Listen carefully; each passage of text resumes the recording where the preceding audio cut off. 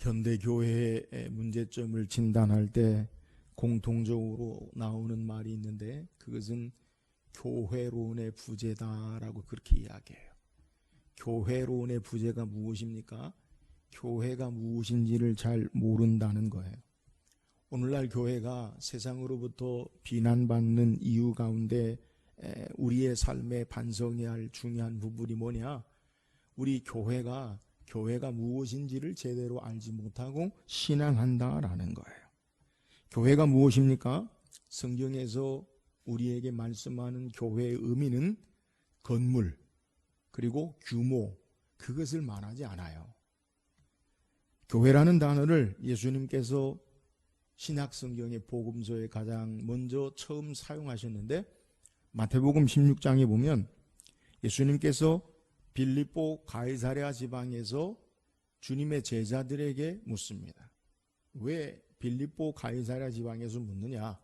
빌립보 가이사랴에는 로마의 황제를 섬기는, 숭상하는 신전이 있어요. 사람들이 로마의 황제의 신전에 가서 제물을 드리고, 황제 가이사가 주다, 가이사가 신이다 라고 그렇게 고백하는 그러한 곳이 가이사랴, 빌립보 가이사랴 지방이에요. 근데 그곳에서 예수님께서 제자들에게 묻습니다. 사람들이 나를 누구라 하느냐? 더러는 엘리야라고 하고 세례 요한이라고 하기도 하고 선지자 중에 한 사람이라고 말하기도 합니다. 그러니까 예수님께서 제자들에게 너희는 나를 누구라 하느냐? 누가 대답합니까? 시몬 베드로가 주는 그리스도시요 살아계신 하나님의 아들이시니이다. 바요나 시몬아 내가 복이 있도다. 이를 내게 알게 하니는 혈육이 아니요 하늘에 계신 내 아버지시니라. 그러면서 예수님께서 중요한 것을 말씀하는데, 마태복음 16장 18절에서 19절에 보니까 또 내가 내게 이르노니 너는 베드로라. 내가 이 반석 위에 내 교회를 세우리니 음부의 권세가 이기지 못하리라.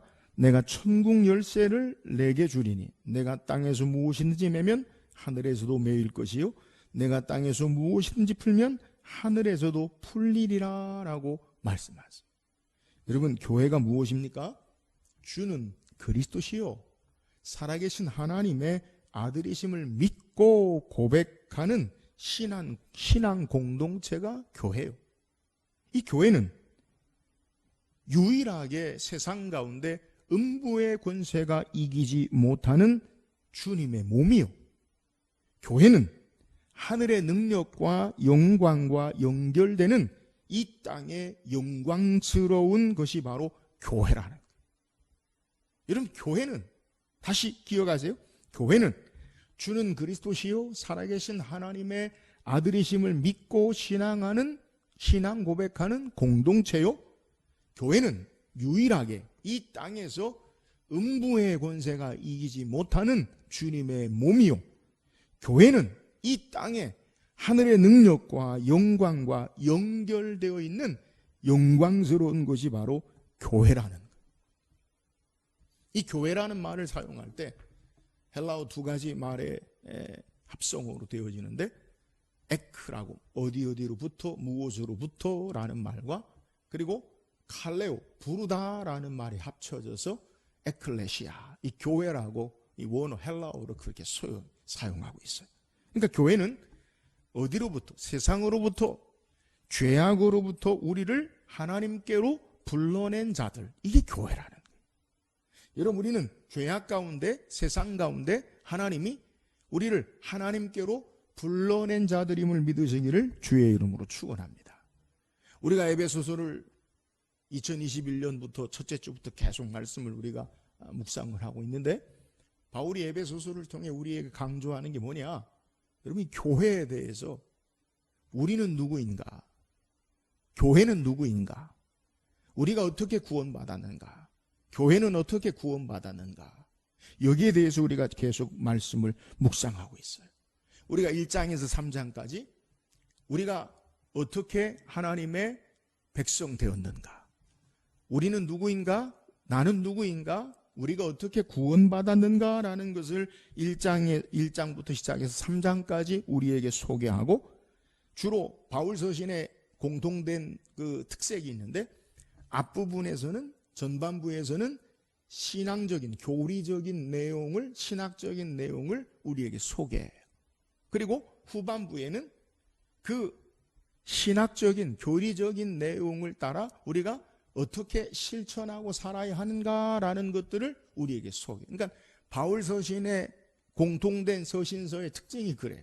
그래서 1장 에베소서 1장에서 3장까지 우리가 어떻게 구원받았는가, 우리가 어떻게 하나님 백성이 되었는가, 우리가 어떻게 하나님의 자녀가 되었는가라는 것을 우리에게 소개하고, 이제 4절에 그러므로 이제 우리가 어떻게 살아야 하는가, 어떻게 구체적인 실천적인 신앙의 삶을 살아야 하는가, 이것을 우리에게 소개하고 있어요.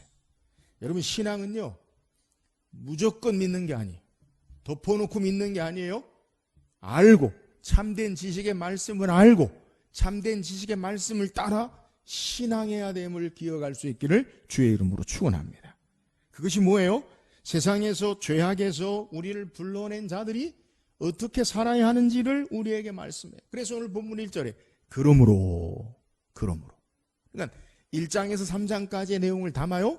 그러므로 주 안에서 갇힌 내가 너희를 권하노니 너희가 부르심을 받은 일에 합당하게 행하여. 자, 예수 안에서 갇힌 바울이 왜 지금 로마 감옥에 있는지 에베소 성도들은 잘 알아요. 예수님 때문에 주의 일을 행하다가 그가 갇혀 있어요. 그래서 주 안에서 갇힌 내가, 삶은 세상적으로 제한돼도 그의 교훈과 진리의 말씀은 제한되고 갇히지 않으면서 참된 진리의 말씀을 권위 있게 말하는 거예요. 그러므로 주 안에서 갇힌 바울이 내가 권하노니 너희가 부르심을 받은 일에 합당하게 행하라. 그 내용이 뭐냐? 이제 부르심을 받은 일에 합당하게 행하라 라고 소개하고 있어요. 여기서 말씀하시는 부르심의 의미가 뭡니까? 제가 여러분에게 교회라는 단어를 설명할 때 어디 죄악으로부터 세상으로부터 우리를 하나님께로 불러낸 자들이라는 것을 말씀드렸어요. 우리를 불렀어요. 영어로 calling, 소명이라고 하는데 하나님이 우리를 세상으로부터 죄악으로부터 불러냈어요. 자, 부르심을 받은 그 삶의 모습이 어떠한 삶이 되었냐라는 것을 우리에게 소개해요. 하나님은 우리를 예수 그리스도로 말미암아 세상으로부터 죄악으로부터 우리를 구원으로 불러주셨어요. 이게 바로 교회요, 예수 믿고 신앙하는 자들이에요. 이것이 구원받은 자요, 교회라는 거예요. 그런데 부르심을 받은 것으로 끝나지 않아요. 여러분, 구원받은 것으로 끝나지 않아요. 이것은 시작이에요. 오늘 우리의 교회의 문제, 신앙의 문제가 뭐냐? 부르심을 받은 것은 있어요. 내가 교회로 예수 믿고 구원받았어요. 부르심을 받은 것은 있는데 부르심을 받은 합당한 삶이 없어요. 교회로 부르심을 받은 것 있어요.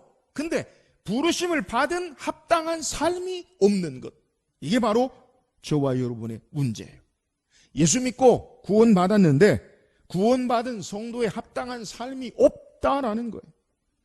바울이 구원받은 성도로 교회로 우리가 어떻게 살아야 할 것이라고 말씀하고 있느냐. 그것은 부르심을 받은 일에 합당하게 행하라. 이것을 우리에게 소개하고 있어요. 사랑 여러분, 기억하십시오. 우리는, 교회는, 성도는 합당해서 부르심을 받은 존재가 아니라 합당하게 살라고 부르심을 받은 존재임을 믿으시기를 주의 이름으로 축원합니다. 이걸 거꾸로 해요. 합당해서 우리를 불러준 자가 아니에요. 합당하게 살라고 우리를 부르셨다는 것. 그래서 오늘 우리에게 권면하는 것, 부르심을 받은 일에 합당하게 행하여라고 우리에게 권면하는 거예요. 그렇다면 여러분, 부르심에 합당한 일이 뭡니까? 우리가 교회로 하나님 우리를 세상으로 죄악으로부터 불러내 주셔서 우리를 부르심에 합당하게 행하는 첫 번째가 뭐예요? 그것은 바로 1절에서 3절까지 소개하는데 1절에서 3절까지는 우리말은 1절, 2절, 3절이지만 성경 헬라 원어에 보면 한 절로 돼 있어요. 한 절로. 근데 그 결론이 뭐냐? 마지막 3절에 우리에게 하나가 되게 하신 것을 힘써 지키라. 그러니까 부르심에 합당한 일은 뭐냐? 하나 되는 거라는 거예요. 하나 되는 거. 하나님이 우리를 세상으로부터, 죄악으로부터 하나님 앞에 구원으로 우리를 불러주셔서 교회로 우리를 불러주셨어요. 그러면 교회로 불러주신 우리의 삶은 어떤 삶을 살아야 되느냐? 교회로, 우리가 교회로 하나님의 부르심을 받은 공동체로 부르심에 합당한 삶은 하나 되는 것이다 라고 우리에게 소개하는 거예요. 바울이 강력하게 권면하는 교회가 첫 번째 부르심을 받은, 구원받은 자로 행해야 할 것이 뭐냐? 그것은 바로 하나 됩니다. 이것을 우리에게 소개해요. 교회로 부르심을 받은 자들이 가장 힘써야 할 중요한 가치, 저와 여러분이 세상의 죄악으로부터, 세상으로부터 하나님께로 구원받은 자로, 부르심을 받은 자로 우리가 힘써야 할 가장 중요한 가치가 뭐냐? 그건 바로 하나 돼야 된다는 거예요. 오늘 말씀을 통해서 우리가 어떻게 하나 되는지 말씀을 묵상하고 우리 교회가 교회되는 귀한 은혜가 있기를 주의 이름으로 축원합니다. 그렇다면 우리가 어떻게 하나 될 수 있습니까? 오늘 2절 한번 읽어보세요. 2절입니다. 시작. 모든 겸손과 온유로 하고 오래 참음으로 사랑 가운데서 서로 용납하고. 오늘 우리말에는 모든 겸손과 온유로 하고 오래 참음으로 사랑 가운데서 서로 용납하고 여러 가지가 소개하지만 모든 겸손과 모든 온유로 그리고 오래 참음으로 이 세 가지. 모든 겸손과 모든 온유로 그리고 오래 참음으로. 이 동사를 보면 원래 헬라어의 수식어와 분사와 의미를 보면 세 가지. 우리말 여러 가지 있는 거지만 먼저 모든 겸손과 모든 온유로 해라. 이 말은 우리의 삶의 신앙의 자세, 태도를 우리에게 말하고 있어요. 오늘 먼저 바울이 첫 번째로 부르심을 받은 하나가 되는 삶의 모습, 그것을 뭐라고 소개하냐면 그것은 모든 첫 번째 겸손으로 우리에게 소개하고 있어요. 여러분, 본문의 겸손은 우리가 생각하는 일반적인 사람이 좀 겸손하다, 사람이 좀 자기를 낮출 줄 안다, 이런 의미가 아니에요. 그러니까 세상적인 우리가 생각하는 그냥 겸손의 모습이 아니에요. 무엇이 그렇습니까? 오늘 성경에 바울의 특징적인 이 권면의 말 가운데 하나가 모든이라는 것을 사용해요. 그러니까 겸손한데 그냥 겸손할 때 겸손하고 겸손하지 않을 땐 보통이고, 그게 아니라 모든 겸손이라고 소개해요. 여러분, 모든 겸손, 일반적인 겸손이 아님을 우리에게 증거하고 있는 거예요. 그러면 우리가 어떻게 모든 겸손으로 살 수 있습니까? 그것은 내가 누구인지를 알면 어떻게 살아야 하는지를 우리가 알 수 있어요. 바울은 에베소서 2장에서 말하기를 우리가 예수 믿기 전에, 구원받기 전에 우리는 어떤 자들인가라는 것을 소개하는 걸 우리 묵상했죠. 너희 허물과 죄로 죽었던 너희를 살리셨도다. 죽을 뻔한 게 아니에요. 죄의 허물로 완전히 죽었던 너희를 살리셨도다.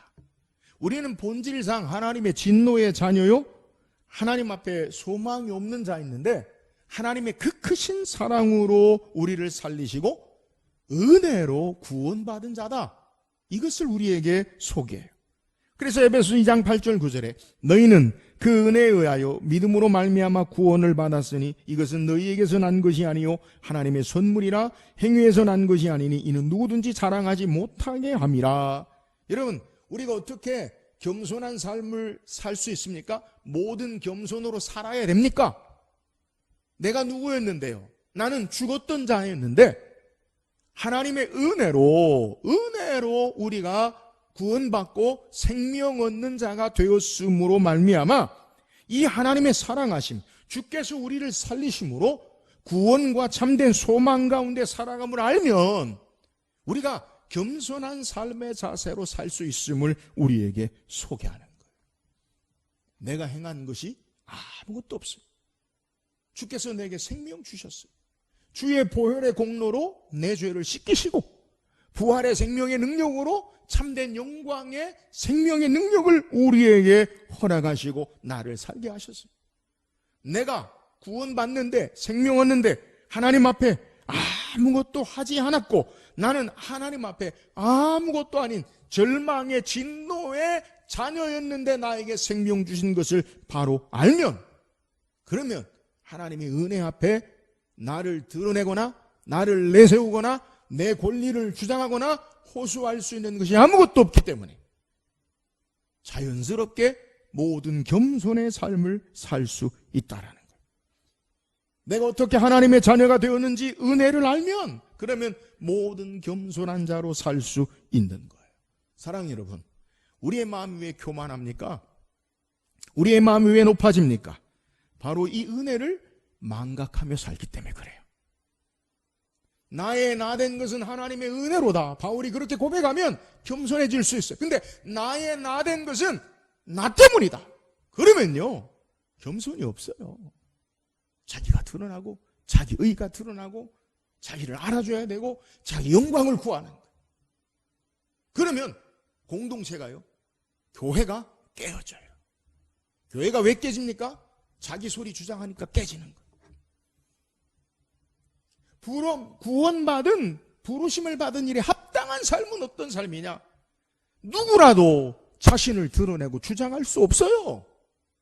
하나님의 은혜 앞에 겸손한 삶의 모습, 이것이 참된 교회의 모습이요, 하나됨의 모습이요, 부르심을 받은 자들의 신앙의 모습이라는 거예요. 사랑하는 여러분, 오늘 우리의 권리를 주장하거나 나를 내세울 수 있는 그러한 신앙의 교회의 모습은 없어요. 오직 주님이 주인 되시고 오직 주의 은혜로 우리가 살고 그의 말씀 앞에 겸손하게 부복하고 순종하고 복종하며 살 때 교회가 교회되어지고 하나님의 영광을 드러내는 것을 우리에게 소개해요. 주의 은혜로 사는 자임을 저와 여러분이 날마다 깨닫고 기억하고 모든 겸손으로 신앙하는 저와 여러분 되기를 주의 이름으로 축원합니다. 또한 모든 온유가 있을 때에 우리가 부르심을 받은 자로 하나 될 수 있어요. 모든 겸손과 온유라고 하는데 모든이라는 앞에 분사를 같이 받아요. 그러니까 모든 겸손, 모든 온유. 여러분, 온유로 살아야 돼요. 여러분, 온유가 뭡니까? 성경이 우리에게 말하는 온유라는 것은 우리가 생각하는 일반적인 단어의 부드러움이나 친절을 말하는 것이 아니에요. 그러니까 야, 저 사람은 참 온유하다 이렇게 이야기하면 야, 저 사람은 참 부드러워, 저 사람은 참 친절해, 여러분, 그게 온유가 아니에요. 우리 인간의 의지에 좌우되는 온유가 아니에요. 인간이 가지고 있는 기질, 각각의 삶의 특징, 저 사람은 조용하고 얌전하고 부드러운 사람이다, 그 기질에 의해서 온유가 결정되는 게 아니라 성경이 말하는 이 온유라는 것은 예수 그리스도에게 연결되고 그의 형상과 일치할 때, 하나님의 형상과 일치할 때 나타나는 것, 이것을 온유라고 그렇게 이야기해요. 그래서 예수님은 마태복음 11장 29절에 나는 마음이 온유하고 겸손하니 나의 멍에를 메고 내게 배우라, 그리하면 너희 마음이 쉼을 얻으리니. 온유는 어떻게 돼야 되면 나의 멍에를 메고 내게 배우라. 온유는 어떻게 우리가 온유한 것을 우리의 삶 가운데 경험할 수 있느냐? 예수 그리스도에게 배워야 돼. 세상의 온유를 말하는 게 아니라는 거예요. 예수 그리스도에게 배워야 된다는 거예요. 예수님은 마태복음 5장에 천국 백성이 어떤 자이든지들 8가지 복을 통해서 정의하죠. 그 가운데 5장 5절에 온유한 자는 복이 있나니 그들이 땅을 기업으로 받을 것이요. 근데 이 온유라는 것, 마태복음 5장의 천국 백성이라는 것은 각각의 한 절 한 절씩 따로 떼어서 해석할 수 있는 게 아니에요. 예수님이 우리에게 말하는 천국 백성 첫 번째가 뭡니까? 마태복음 5장 3절에 심령이 가난한 자는 복이 있나니 천국이 저희 것이며. 여러분, 심령이 가난한 것, 삶이 가난한 게 아니에요. 우리 마음이 가난하다. 이 가난하다는 말의 표현이 뭐냐? 성경의 거지, 남의 것을 도움 삼아 구걸하는 사람을 사용할 때 이 가난하다, 이 거지라는 동의어예요. 그러니까 마음이 자기 힘으로 살 수 없고 하나님의 은혜가 아니면 살 수 없는 자, 하나님으로만 사는 자, 이게 마음이 가난한 거예요. 마음이 가난한 것, 심령이 가난한 자는 그 자가 복이 있나니 천국이 저희 것이며, 여러분 마음이 하나님 아니면, 주의 은혜 아니면 살 수 없습니다 라고 그 하나님의 백성된 자는 어떤 삶을 사느냐? 두 번째 5장 4절에 뭐예요? 애통하는 자는 복이 있나니 저희가 위로를 받을 것이. 애통하는 게 뭡니까? 아주 통회하고 슬퍼하고 우는 거예요. 여러분 왜 통회하고 슬퍼하고 웁니까? 하나님으로 말미암아 하나님의 은혜로 사는 자임을 알면 내가 얼마나 악한 죄인인지를 깨닫고요, 하나님의 은혜 앞에 눈물 흘리는 거예요. 하나님 앞에 내가 얼마나 죄인인가, 얼마나 부끄러운 자인가, 그걸 깨닫고 하나님 은혜가 너무 크고 나를 사랑한 그 은혜 까닭에 눈물 흘리는 거예요. 여기에 위로가 있고요. 이렇게 심령이 가난하고 애통하는 자에게 주어지는 마음의 상태가 뭐냐? 온유한 거예요. 온유한 거. 여러분 온유라는 것, 그 의미가 뭡니까? 헬라어로 온유라는 말은 프라우테스라는 말인데, 이 의미는요, 야생마를 길들여서 사람이 사용할 때 사용하는 것을 온유라고 해요. 이런 말, 야생마, 들판에서 자기들끼리 막 뛰어놀고 자기들끼리 살잖아요. 근데 그 말을, 사람들이 그걸 말을 잡아요. 그래서 어떻게 합니까? 말을 타려고, 사용하려고 길들여요. 근데 처음부터 말이 길들여집니까? 우리가 알잖아요. 말 처음 텔레비전이나 영화를 보면 야생마 갖고 오면 타려고 그러면 올라타면 안장을 걸치려고 하고 막 타면 막 뒷발질하고 막 뛰어나오고 막 그러잖아요. 로데오 그런 거 있잖아요. 로데오 경기. 여러분 말이 처음부터 길들여지지 않아요. 어떻게 길들여집니까? 주인에 의해서 훈련되어지는 거예요. 자기 마음대로 막 왔다 갔다 하다가 이제는 주인에 의해 잘 훈련되어져서 가라 하면 가고요, 서라 하면 서고요, 달리자 하면 달리고요. 이게 말이 되는 거예요. 이게 여러분 이게 바로 온유예요. 온유. 온유가 뭡니까? 여러분 예수 그리스도와의 바른 관계 속에서 주님 앞에 배워야 돼요. 뭘 배워요? 주의 말씀의 교훈 앞에 길들여진 사람, 말씀에 순종하고 행하는 사람, 주님과의 깊은 인격적인 만남과 교제를 통해 말씀에 순종하는 사람, 이것이 바로 온유한 사람이요, 이것이 바로 우리가 하나 되어지는 모습이에요. 여러분 무엇에 하나 되어져요? 말씀 앞에 우리는 하나 되어지는 거예요. 할렐루야. 다른 거 없어요. 우리 각각이 다 우리 기질이 있고요, 성격이 있고요, 우리의 삶의 모습이 다 있잖아요. 근데 교회로 부르심을 공동체는 모든 온유, 이것이 하나 되는 거다. 그게 뭐예요? 주님과 인격적인 만남과 교제를 통해 말씀 앞에 이제는 순종하는 자가 돼요. 내 기질, 내 성격이 아니라 말씀을 따라서 우리의 삶이 훈련되어지고 말씀 앞에 순종하는 것, 이것이 바로 온유한 것이요, 이것이 바로 하나됨의 부르심에 합당한 삶이라는 것을 우리에게 소개해요. 사랑하는 여러분, 예수 그리스도의 은혜를 바로 알고 겸손해서 말씀 앞에 길들여진 온유한 자로 부르심에 합당한 하나 되는 저와 여러분 될 수 있기를 주의 이름으로 축원합니다. 또한 오래 참음으로 사랑 가운데 서로 용납하는 것, 이게 오래 참는 것, 이게 바로 우리의 삶의 교회로 하나됨의 부르심을 받은 일이 합당한 삶이라는 거예요. 여러분 하나됨을 위해서는 오래 참음으로 사랑 가운데 용납하라, 이것을 소개해요. 우리가 교회 공동체로 불러지면 나 혼자 있는 게 아니에요. 교회는 구원받은 자들, 예수를 주로 그리스도로 신앙하고 고백하는 부름받은 사람들의 모임이에요. 그래서 예수님이 적어도 두세 사람이 내 이름으로 모인 곳에 내가 그들과 함께하리라. 그러니까 교회는 혼자는 될 수 없어요. 두세 사람, 우리 모이잖아요. 내가 아닌 다른 사람. 가정은 둘부터 시작하는데 두세 사람, 물론 자녀가 나오면 여러 명이지만 이 최소의 기본 단위가 내가 아닌 타인과 함께하는 삶의 모습이에요. 여기서 우리가 부르심에 합당한 하나님 우리에게 원하시는 삶의 모습이 뭐냐? 그것은 오래 참음으로 서로 용납하고 사랑할 것을 소개해요. 앞서 얘기했지만 강조점은 오래 참는 데 있어요. 오래 참는 것.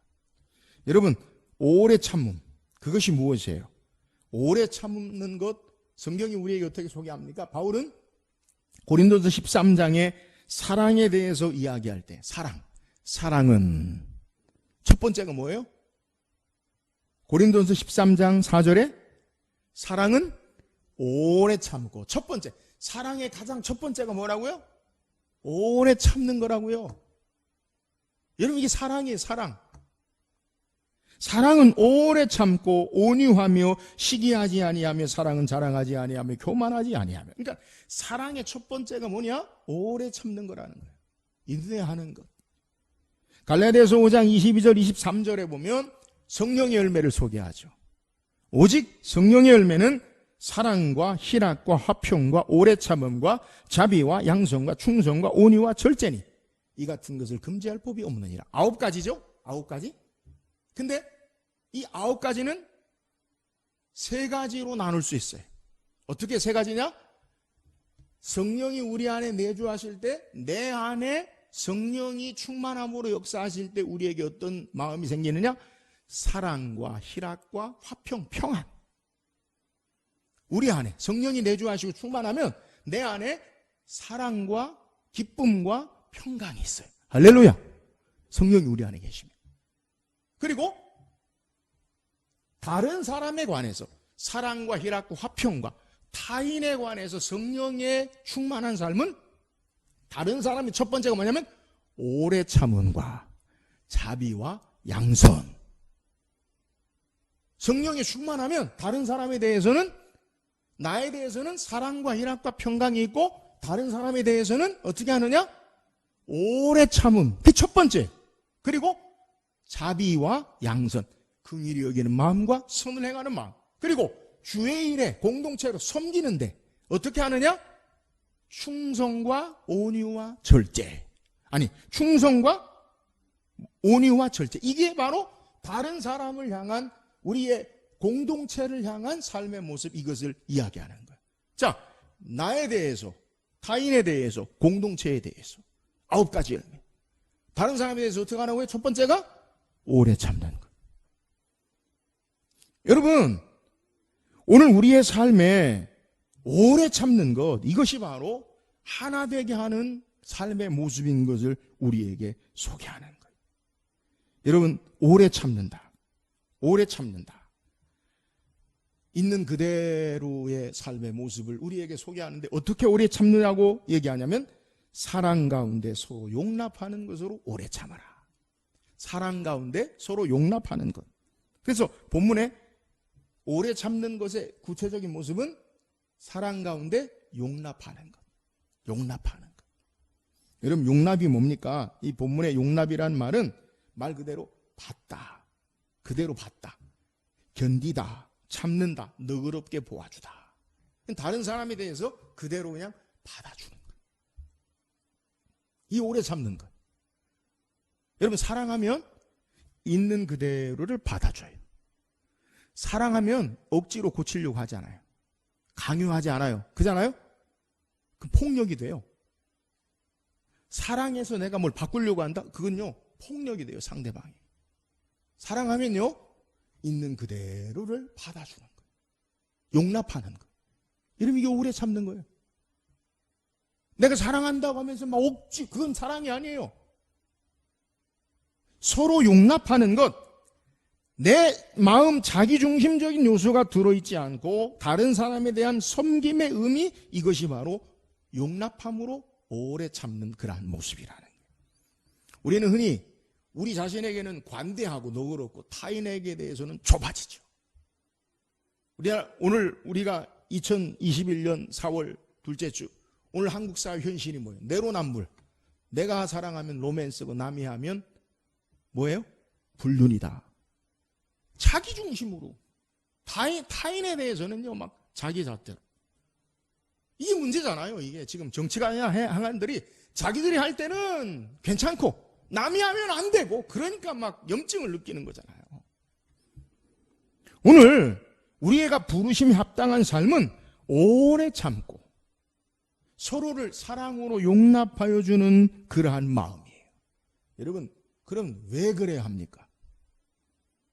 왜 우리가 이렇게 해야 돼요? 마태복음 18장에 예수님께서 우리가 왜 그래야 되는지를 소개하는데 1만 달란트 빚진 자의 비유를 우리에게 소개해요.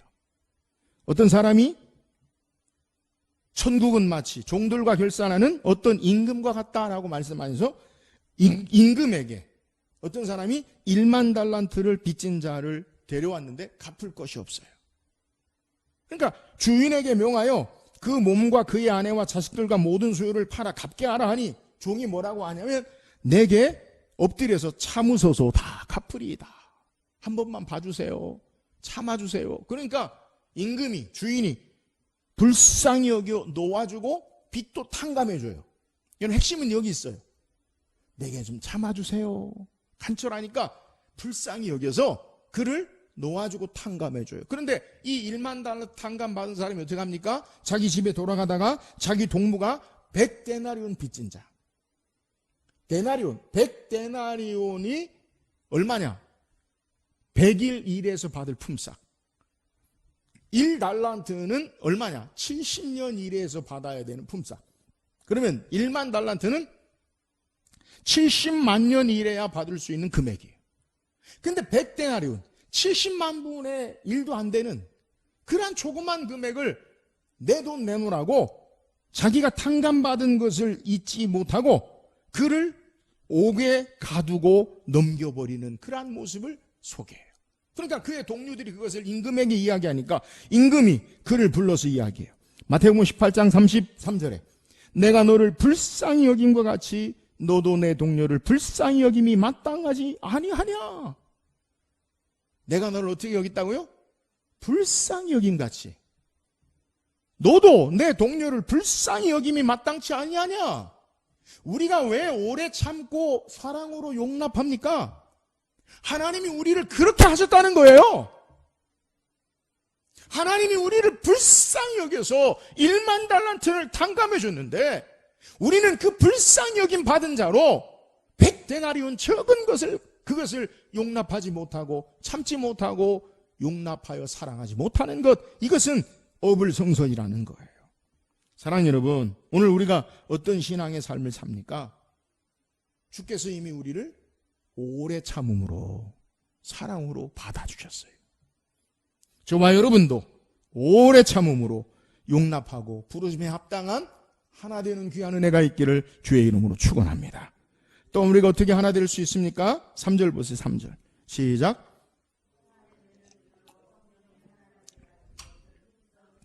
평안에 매는 줄로 성령이 하나 되게 하신 것을 힘써 지키라. 이 말씀을 직역하면 평안에 매는 끈으로 묶어서 성령이 하나 되게 하신 것을 열심히 보존해라, 계속해라, 이것을 소개해요.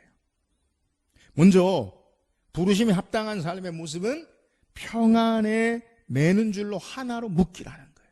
평안에 매는 줄로 하나 되는 것으로 묶여라. 여러분, 우리 공동체에 기억하세요.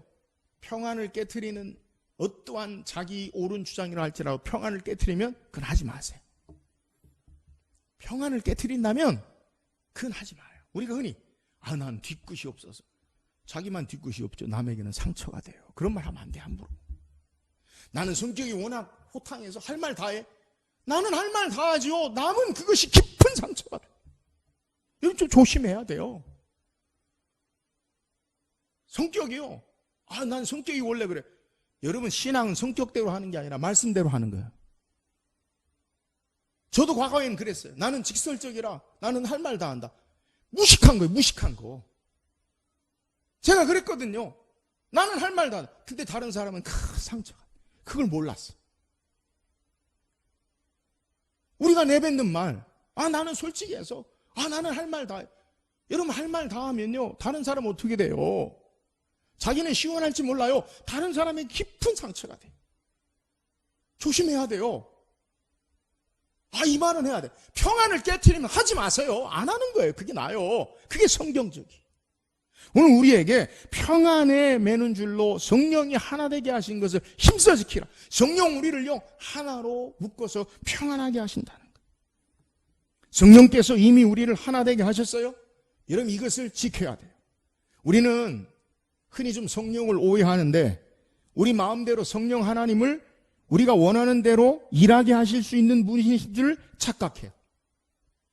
그래서 우리가 원하면 성령이 오시기도 하고 우리가 원하면 우리에게 막 능력을 주시기도 하고 기적을 일으키시기도 하고 은혜를 베푸시기도 하고 그래서 막 성령님 도와주세요 막 그러고 기도하고 그러면 막 뭐가 오기로 그건요 성경적이지 않아요. 성령 하나님은 우리의 의지나 소원에 움직이시는 하나님이 아니에요. 성령 하나님의 역사하심 앞에 우리가 순종해야 하는 자들이 성령 하나님은 하나님의 역사를 따서 우리에게 은혜를 베풀기도 하시고 우리에게 부흥을 주시기도 하시고 우리에게 일하시는 것. 내가 부흥을 가져오고 내가 일하는 게 아니에요. 하나님 말씀을 따라 순종하고 신앙하는 가운데 성령의 도구나 능력의 역사를 나타내는 사용되어지는 것이 우리지 우리가 성령을 마음대로 주장할 수 없어요. 여러분 성령께서 하나 되게 하신 것을 힘써 계속해서 순종하고 지켜야 된다. 성령께서 하나 되게 하셨어요. 본문에 힘써서 지키라는 말은 끊임없이 계속해라 노력하라 라는 거예요. 왜 우리가 그렇게 해야 합니까? 4절에서 6절까지 보니까 몸이 하나요 성령도 한 분이시니 이와 같이 너희가 부르심의 한 소망 안에서 부르심을 받았느니라. 주도 한 분이시요 믿음도 하나요 세례도 하나요 하나님도 한 분이시니 곧 만유의 아버지시라. 만유에 계시고 만유를 통일하시고 만유 가운데 계시도다. 여러분 여기서 하나라는 단어를 4절에서 6절까지 7번 반복해요. 하나라는 단어를 몸이 하나요 성령도 한 분이시요 한 부르심의 소망 주도 한 분이요 믿음도 하나요 세례도 하나요 하나님도 한 분이시라. 그래서 4절에서는 성령께서 우리를 한 분으로 하나로 한 소망 가운데 우리를 만드시고 5절에는 예수 그리스도 주께서 우리를 연합하여 세례와 믿음으로 하나로 우리에게 말씀하시고 6절에는 하나님 아버지가 우리를 만유 가운데 하나 되게 하시는 것 철저하게 하나가 되는 것이 하나님을 섬기는 부르심을 받은 자들의 합당한 것임을 우리에게 소개해. 여러분 하나님을 섬기는 자들은 하나된 자들이 예수 안에 하나된 자들이요 한 아버지를 모시고 하나된 자들이요 한 성령님의 한 소망 가운데 하나된 자들이라는 것. 근데 마귀는요 이 하나됨을 깨트려요. 다툼을 일으키고요 분열을 일으키고요 상처를 주고요 결국은 파멸에 이르게 하는 것. 이것이 악한 사탄의 역사예요. 서로 물고 뜯고 망하게 하는 것. 이것이 사탄의 전략이에요. 여러분 기억하세요. 사탄은 우리를 어떻게 해서든지 하나님께로부터 분리시키고 믿음의 공동체로부터 분리시키고. 왜요? 홀로 떨어뜨려 놔야 사자의 밥이 되는 거예요. 제가 말씀드렸잖아요. 동물의 왕국 같은 데 보면 뭉쳐있을 때 동물들이 때로 지을 때 사자가 못 덤벼요. 따로 떨어져 가지고 좀 빌빌거리고 약하고 새끼나 그런 거 먹잇감. 여러분 사탄이 우리를 어떻게 공략하는지 아십니까? 우리의 삶의 공동체에서 떨어뜨려요. 왕따시켜. 너만 그래. 다른 사람 안 그래. 너한테만 그래. 서운한 마음 그렇게 따로 떨어뜨려. 그리고 비난하고 비판하게 하고 정죄하게 하고 다툼을 일으키고 분열을 일으키는 것. 여러분이 사탄의 전략이에요. 예수님께서 누가복음 11장 17절에 말씀하기를 스스로 분쟁하는 나라보다 황폐하여지며 스스로 분쟁하는 집은 무너지느니라. 여러분 우리가 신앙생활하면서 경계할 것이 바로 다툼과 분열이. 마귀는 창조 때부터 우리를 이간질시키고 계속해서 관계를 끊어지게 하고 단절시키고 다투게 해요. 예수님께서 요한복음 17장의 마지막 대제사장 기도, 이 땅에 제자들을 놓고 하나님 나라에 가기 전에 이 땅의 마지막 대제사장의 마지막 기도가 뭔지 아세요? 요한복음 17장 11절에 나는 세상에 더 있지 아니하오나 그들은 세상에 있사옵고 나는 아버지께로 가옵나니 거룩하신 아버지요 내게 주신 아버지의 이름으로 그들을 보존하사 우리와 같이 그들도 하나가 되게 하여 주옵소서. 여러분 예수님이 마지막 제자들을 위한 대제사장의 기도가 뭐냐? 하나님 아버지와 내가 하나가 된 것이 완전한 연합이죠. 예수 그리스도와 하나님 아버지는 완전한 연합이죠.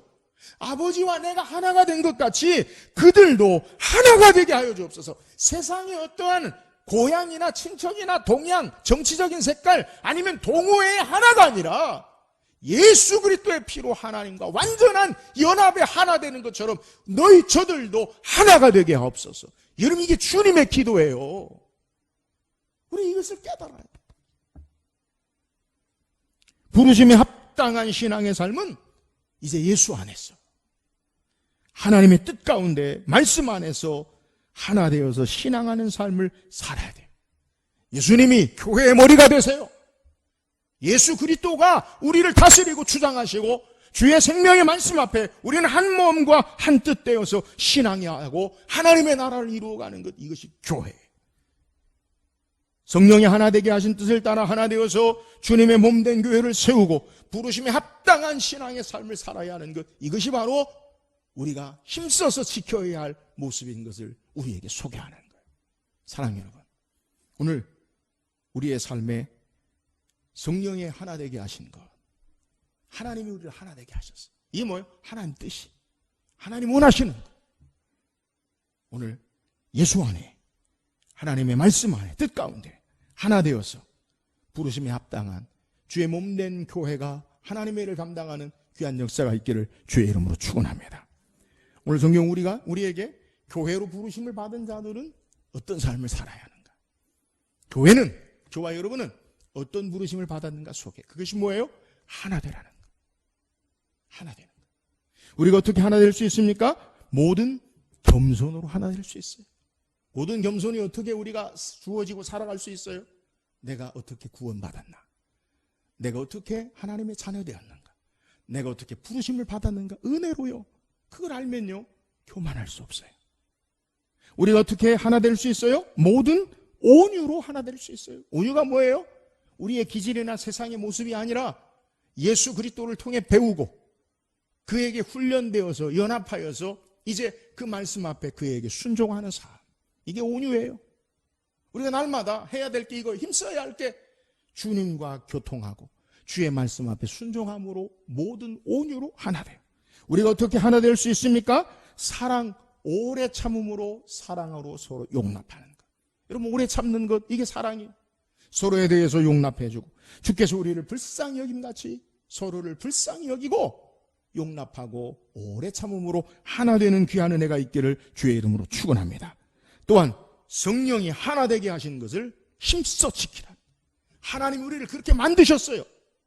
이것을 위해서 우리가 성령이 하나 되게 하신 것, 이것을 따라 순종하고 주님이 우리의 머리가 되시고 주의 말씀과 뜻을 따라 행함으로 우리의 의지와 소원이 아니라 하나님의 뜻을 따라 말씀을 따라서 하나 되어서 주의 몸된 교회가 든든히 세워지고 부르심에 합당한 하나 되는 귀한 은혜의 삶을 살기를 주의 이름으로 축원합니다. 기도하겠습니다.